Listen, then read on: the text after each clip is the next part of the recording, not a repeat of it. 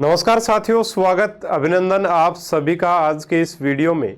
साथियों, राजस्थान में जो शिक्षक भर्तियां आने वाली हैं उनके ऊपर थोड़ी सी चर्चा अपने करेंगे और रीट और ग्रेड थर्ड की चर्चा भी करेंगे कि कब ये भर्तियां लगभग आपके आएंगी। ठीक है, तो साथियों आप जानते हो कि फर्स्ट ग्रेड जो है उसकी चर्चा चारों तरफ है कि सबसे पहले तो फर्स्ट ग्रेड आनी है और फिर सेकंड ग्रेड आनी है और फिर थर्ड ग्रेड की भर्ती भी आनी है। और थर्ड ग्रेड से पहले रीट की भर्ती यानी अध्यापक पात्रता परीक्षा होना जो एक प्रकार से प्रस्तावित है। अब बात करें फर्स्ट ग्रेड सेकंड ग्रेड की, तो आप ये समझें कि ये एग्जाम भी 2025 से पहले होती नजर अभी तक तो नहीं आ रही है। 2025 में ही पॉसिबिलिटी बन रही है होने की। कारण उसका अभी राजस्थान में अपने विधानसभा चुनाव के जो उपचुनाव होने हैं वो होंगे। ठीक है, तो उपचुनाव होंगे और उपचुनावों के बाद में वैकेंसी जाएंगी, तो उसके बाद में एग्जाम होगा तो टाइम लगेगा भाई, इसमें भी टाइम लगेगा। और आप ये अभी की स्थिति भाई होने को पता नहीं क्या हो जाए, लेकिन अभी की जो स्थिति है वो यही बता रही है कि अगले साल अप्रैल मई तक जाके फर्स्ट ग्रेड सेकंड ग्रेड के एग्जाम हो सकते हैं, अगर वैकेंसी कुछ समय बाद में अभी आ जाती है तो। ठीक है, इसके अलावा बात करें थर्ड ग्रेड की एग्जाम की, तो साथियों पहले रीट का एग्जाम होगा, पात्रता परीक्षा निश्चित तौर पर पहले होगी। ठीक है, अब ये पात्रता परीक्षा आप ये मान के चलो कि ये आपकी जनवरी और फरवरी 2025 में होने की संभावना है। अभी इसकी भी संभावना कम नजर आ रही है कि अभी हो जाए।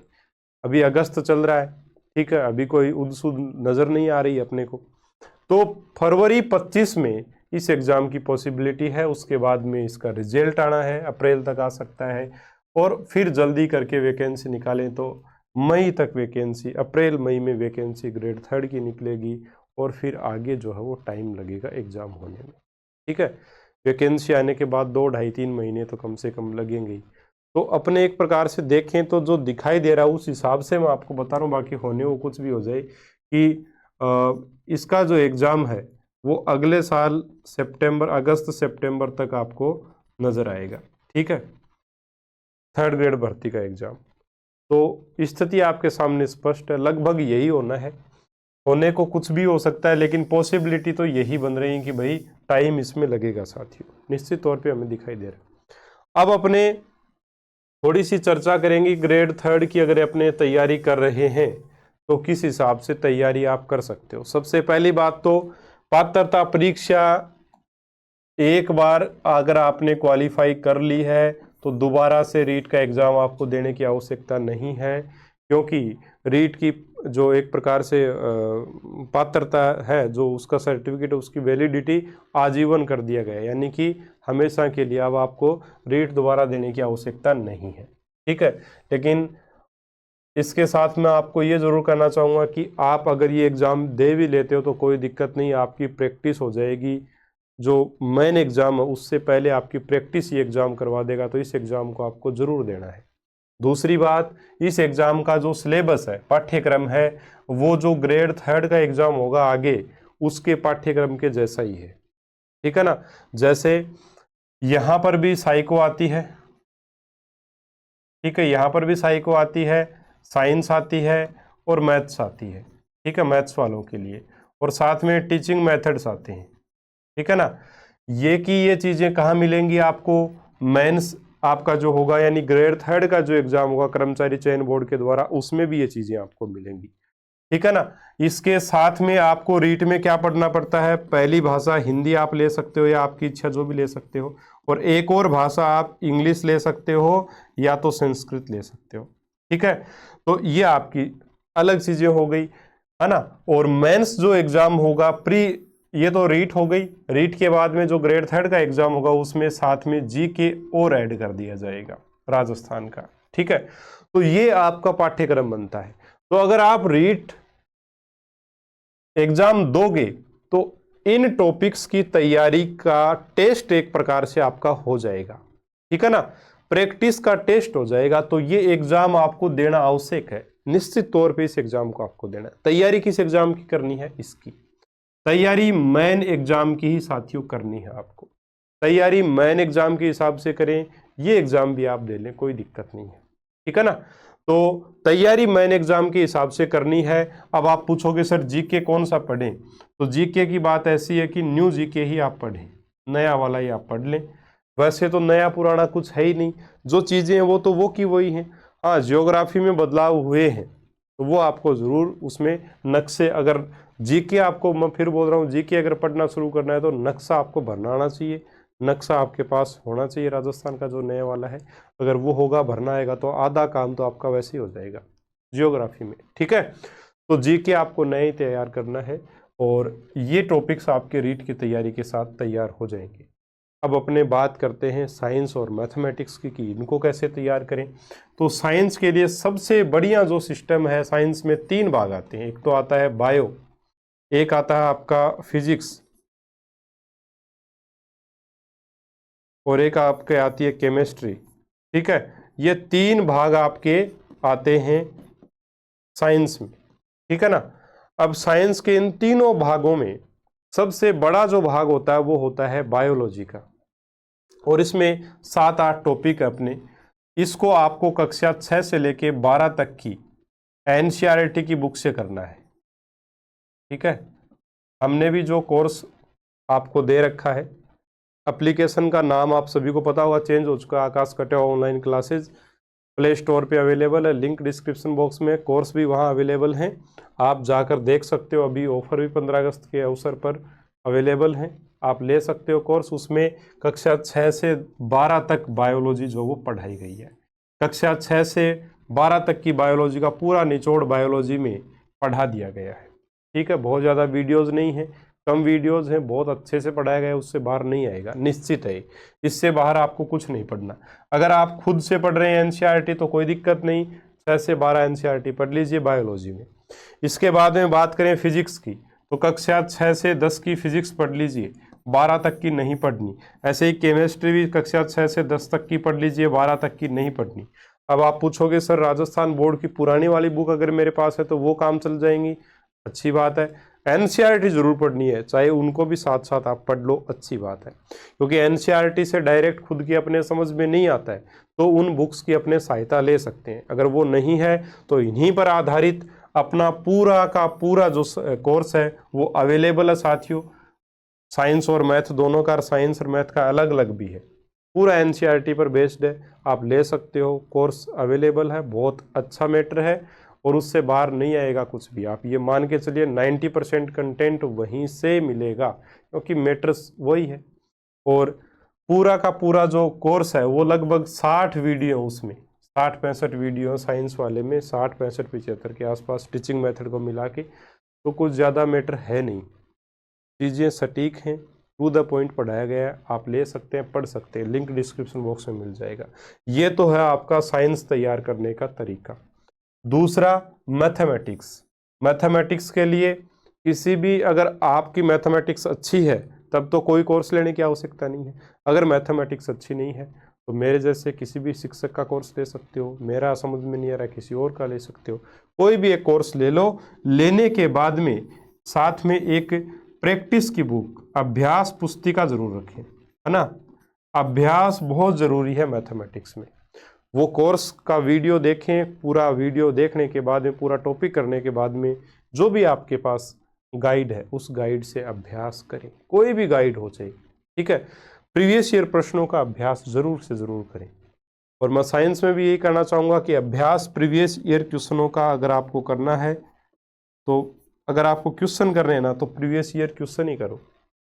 ये नहीं है कि कोई आपको बना के दे रहा उन प्रश्नों को करने से ज़्यादा मतलब निकलता नहीं है। जो आए हुए प्रश्न है ना उनको आप करो, वो ज़्यादा बेटर होता है हमेशा, ठीक है ना। गणित में अभ्यास ज़्यादा से ज़्यादा आपको करना पड़ेगा, यही एक तरीका है, ठीक है ना। बस और तो कोई सिस्टम है नहीं। जीके को तैयार करने का एक सीधा सा तरीका, जीके को कभी भी याद मत करो, याद कभी नहीं करना जीके को याद कभी नहीं करना है। जीके को आपको पढ़ना है। जितना भी मैटर आपके पास है, तैयार है बहुत अच्छी बात है, तैयार नहीं है तो अभी से लग जाओ, तैयार कर लो और 8 से 10 बार एग्जाम तक इसको पढ़ दो। 8 से 10 बार, 8 से 10 बार आपको पढ़ना पड़ेगा ये मैटर, ठीक है। उसके बाद में मैं ये कहता हूं कि पढ़ना है सिर्फ 8 से 10 बार, आपको याद नहीं करना है। अगर 8 से 10 बार पढ़ दिया तो प्रश्न जीके का गलत नहीं होगा, ये निश्चित है। ठीक है, ये तरीका है, सीधा सीधा सा तरीका है। बहुत बड़ा एग्जाम भी ऐसे नहीं है कि भाई बहुत ज्यादा सिलेबस है, बहुत कुछ ऐसा है, नहीं, सिंपल सा छोटा सा सिलेबस है। जीके का पार्ट इसमें थोड़ा बड़ा है, और उसको भी किस प्रकार से कवर करना है, एक बार अगर आप चाहो तो डिटेल वीडियो भी इसके ऊपर मैं लेके आ सकता हूँ। आप कमेंट बॉक्स में डाल देना कि जीके को कैसे करना, बता देंगे, कोई दिक्कत नहीं है, हो जाएगा जीके, कोई टेंशन लेने की आवश्यकता नहीं है। साइंस भी बहुत आराम से हो जाएगी, गणित भी हो जाएगी साथियों। रीट या ग्रेड थर्ड का जो सिलेबस है, छोटा सिलेबस, मैं फिर बोलूँगा, इसमें टू द पॉइंट पढ़नी होती हैं चीज़ें। ये नहीं है कि आपको, अब लास्ट ईयर की बात मैं आपको बताऊं कि मेरे साइंस के नोट्स सिर्फ एक कॉपी में हैं, और उसमें से 30 में से 27-28% उसी कॉपी में से आए। 3 कॉपी भरने के बाद में अगर 30 सवाल मिलते हैं, और कोचिंग्स की तो यह हालत थी कि 4 कॉपी भरवा दी साइंस में, फिर भी 20% भी नहीं मिले ढंग से, और अपने एक कॉपी से 27% आराम से आ गए। वो क्यों आए? क्योंकि एनसीईआरटी की बुक्स को हमने फॉलो किया है। आप अगर कोर्स नहीं भी लो ना, तब भी कोई दिक्कत नहीं है, ये तरीके से पढ़ना। आप 6 से 12 बायो पढ़ना, 6 से 10 और आपको फिजिक्स केमिस्ट्री पढ़नी, कक्षा 6 से 10 की। इससे ज़्यादा आपको नहीं देखना है बिल्कुल भी। इसके साथ में आप प्रीवियस ईयर क्वेश्चन जरूर देख लेना, बस आपका काम हो जाएगा। कहीं भी कोई भी दिक्कत इसमें नहीं आएगी। इनसे संबंधित कोई भी आपका सवाल है, और कोई भी आपका डाउट है, कुछ भी आप और पूछना चाहते हो, तो आप मुझे मैसेज बॉक्स में मैसेज कर सकते हो। ठीक है, इसके अलावा आप हमारे टेलीग्राम ग्रुप से भी जुड़ सकते हैं, जिसका लिंक डिस्क्रिप्शन बॉक्स में। एप्लीकेशन डाउनलोड कर लीजिएगा, पट्टी चल रही होगी नीचे, आकाश कटेवा ऑनलाइन क्लासेज नाम से आपको प्ले स्टोर पे मिल जाएगा, डाउनलोड कीजिएगा और डेमो वीडियो देख करके वीडियोस देखिएगा आराम से। क्लासेज अगर समझ में आए तो लीजिएगा। कंटेंट मैंने कम दिया है लेकिन सटीक दिया, निश्चित तो उससे बाहर नहीं आएगा। अभी जो एलडीसी का एग्जाम हुआ था, तो उससे संबंधित एक पोस्ट भी डाली थी मैंने, लेकिन मैं किसी को नीचा दिखाने की बात ऐसी नहीं है। एलडीसी का जो पेपर है ना, मैं आपको ईमानदारी से बताऊं, बहुत इजी पेपर था साइंस का। इजी क्यों था वो, क्यों आपको इजी लगा?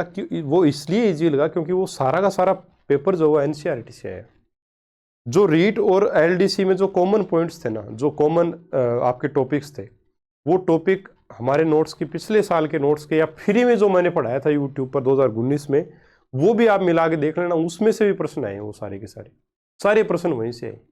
तो वो इसलिए आए हैं क्योंकि एनसीईआरटी को हमने फॉलो किया है। तो एनसीईआरटी को जब फॉलो करोगे तो किसी का कोर्स लेने की आपको आवश्यकता नहीं है, कोई कोर्स लेने की आवश्यकता नहीं। अगर आप एनसीईआरटी खुद से पढ़ सकते हो, नहीं पढ़ सकते तो ले लो, कोई दिक्कत नहीं है ना। तो कोई आपको ये बोले कि बहुत कम कंटेंट है, आपका आएगा कि नहीं आएगा, नहीं, टेंशन मत लो, मैं गारंटी दे रहा हूँ इस चीज की। 90% क्वेश्चन आएंगे, कम से कम 90, 100% भी आ जाए, लेकिन 100% की कोई गारंटी थोड़ी ले सकता है। 90% आपको कम से कम मिलेंगे। 27-28 प्रश्न आपको कम से कम इस एक कॉपी के नोट्स में से, यानी 60 वीडियोज में से मिल जाएंगे। इससे ज्यादा पढ़ने की आवश्यकता नहीं है साइंस को, इतनी ही साइंस है। सिलेक्शन लेना है तो ये तरीका करना पड़ेगा। क्यों? क्योंकि अकेली साइंस थोड़ी है, ये जीके भी तो है, इसको भी तो पढ़ना है। जीके है, मैथमेटिक्स है ना। तो तरीके से पढ़ो, तरीके से पढ़ो, कम पढ़ो लेकिन तरीके से, बार बार पढ़ो उसको, तब नंबर आएंगे साथी। ठीक है ना। तो कोई भी समस्या परेशानी हो तो आप कमेंट बॉक्स में डाल सकते हो। एक मेरे पास एक और क्वेश्चन आया था ग्रेड 3 का, है ना, संस्कृत शिक्षा विभाग, संस्कृत शिक्षा विभाग की ग्रेड 3 की बात। ठीक है कि सर ये कब होगी? अब इसकी बात ऐसी है, अभी एक नोटिफिकेशन जारी हुआ था जिसमें साफ साफ बोला गया था कि कर्मचारी चयन बोर्ड, है ना, कर्मचारी चयन बोर्ड ही इसका एग्जाम करवाएगा। किसके साथ करवाएगा?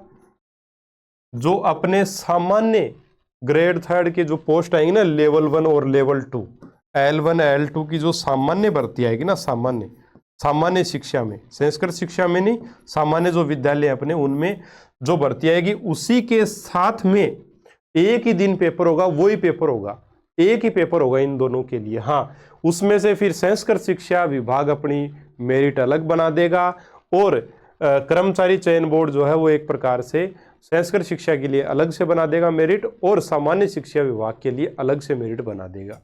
लेकिन वैकेंसी उसी में एक प्रकार से, वैकेंसी तो अलग रहेंगी लेकिन पेपर एक होगा, क्योंकि सिलेबस भी एक ही है, वही सारी चीजें हैं, इसलिए डिसीजन लिया गया है कि पेपर होगा साथ में।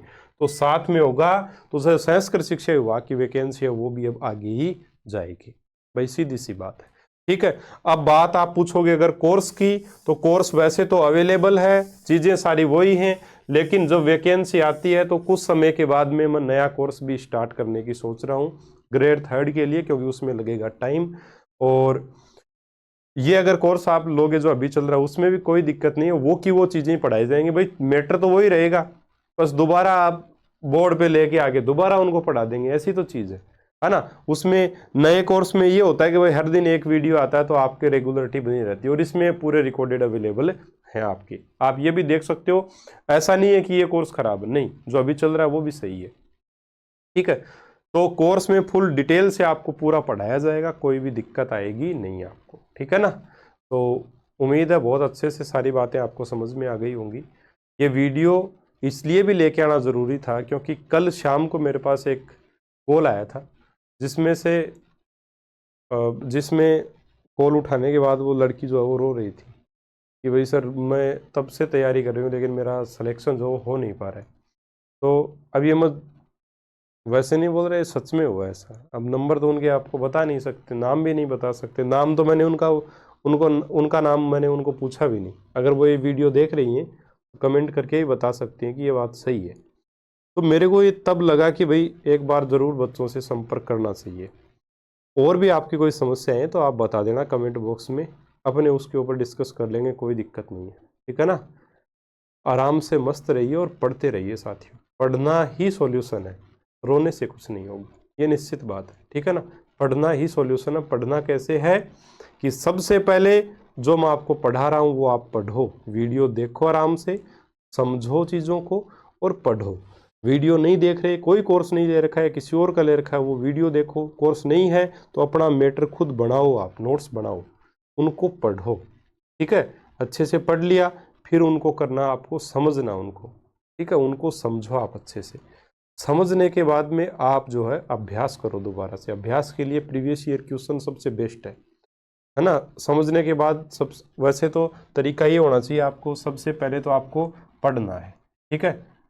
पढ़ना, चाहे आप कहीं से पढ़ने के तरीके आपके सेल्फ स्टडी हो सकती है, ठीक है, सेल्फ हो सकता है, या ऑनलाइन कोचिंग वीडियो देख लिए किसी के, ठीक है, किसी भी टीचर की, उसके बाद में आप उसको सीखो, ठीक है ना।